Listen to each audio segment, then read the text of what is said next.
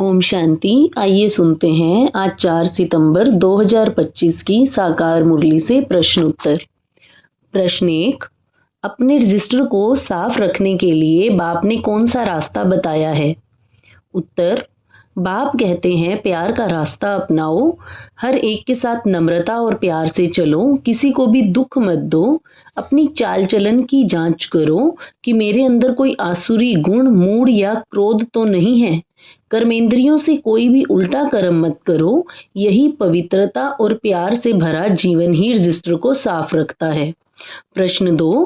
क्रोध को क्यों सबसे खतरनाक भूत कहा गया है? उत्तर। क्रोध आत्मा का तेजी से पतन करता है। इससे बुद्धि भ्रष्ट होती है, मन अशांत हो जाता है और संबंध टूट जाते हैं। ताली 2 हाथ से बजती है, यानी यदि कोई क्रोध करे और दूसरा भी कर दे तो कला बढ़ेगी। इसलिए कहा गया, क्रोधी पर फूल बरसाओ, किनारा कर लो, तभी आत्मा की रक्षा होगी। प्रश्न 3। संगम युग पर बाप हमें कौन सा वर्षा देते हैं?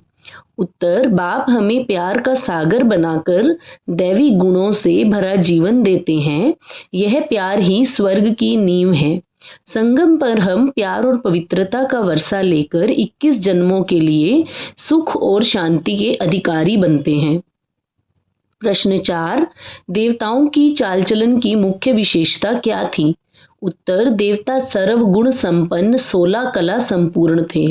उनकी आंखों में कभी क्रिमिनल दृष्टि नहीं होती थी और मुख से कोई बुरे शब्द नहीं निकलते थे। वे सदा दैवी गुणों से भरपूर, कोमल और स्नेही थे, इसीलिए उनकी पूजा होती थी। प्रश्न 5। विकार को क्यों सबसे बड़ा पाप कहा गया है? उत्तर। विकार आत्मा की शक्ति को नष्ट करते हैं और उन्हें बंधन में डालते हैं। मनुष्य विकारों को सामान्य समझते हैं, परंतु वास्तव में यही आत्मा को नीचे खींचकर नरक में डालने वाले हैं। इसीलिए बाप ने समझाया है, विकार पर विजय पाना ही सच्चा पवित्र जीवन है और सबसे बड़ा पुण्य है। प्रश्न 6। गॉड फादर को याद करने से क्या लाभ हैं? उत्तर। गॉड फादर को याद करने से आत्मा के विकर्म विनाश होते हैं और आत्मा शुद्ध शक्तिशाली बनती है।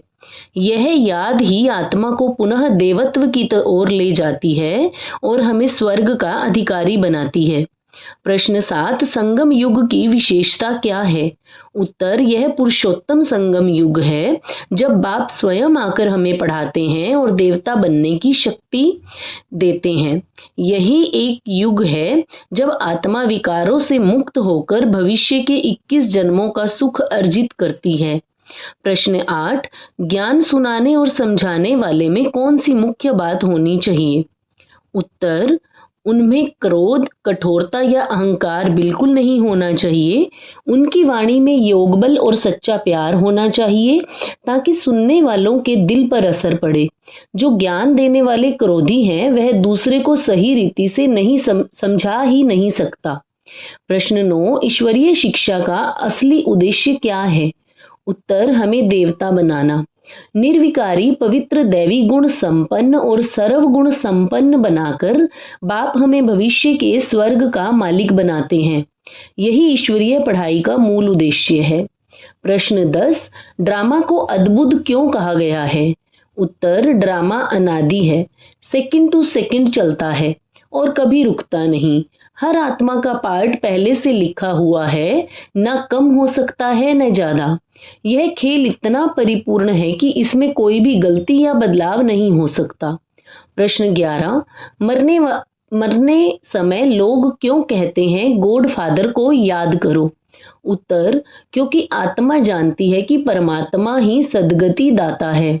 दुख और मौत के समय आत्मा उसी को पुकारती है। यद्यपि लोग यह नहीं जानते कि परमात्मा को याद करने से आत्मा पापों से मुक्त हो जाती है और अगले जन्म में शुभ गति पाती है। प्रश्न 12। योग को ज्वाला स्वरूप बनाने के लिए कौन सा अभ्यास बताया गया है? उत्तर। बाप कहते हैं, सेकंड में बिंदी स्वरूप बनो, मन बुद्धि को व्यर्थ और देह भान से खींचकर शिव बाबा में एकाग्र करो, बार बार ब्रेक लगाकर मन को कंट्रोल करो। यही अभ्यास योग को ज्वाला स्वरूप बनाता है। प्रश्न 13, त्याग, तपस्या और सेवा का महत्व क्या है? उत्तर, त्याग से आत्मा का भाग्य बनता है, तपस्या से दृढ़ संकल्प और शक्ति मिलती है और सेवा से अनेक आत्माओं को लाभ पहुंचता है। जब संगठन त्याग और सेवा की भावना से चलता है तो उसमें तू मैं मेरा तेरा नहीं आता और सफलता निश्चित हो जाती है। प्रश्न 14, संपूर्ण अहिंसा किसे कहा गया है?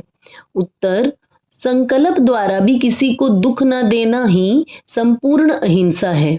अहिंसा का अर्थ केवल कर्म और वाणी से हिंसा न करना नहीं है, बल्कि मन में भी किसी के लिए नकारात्मक या दुखद विचार न आना। प्रश्न 15, बच्चों को अंत में किसकी सबसे बड़ी खुशी होनी चाहिए?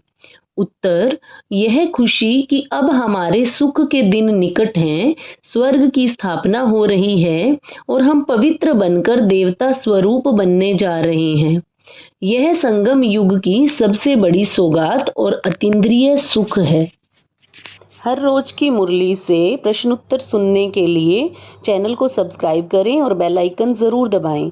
वीडियो को दूसरे भाई बहनों के साथ शेयर ज़रूर करें। ओम शांति।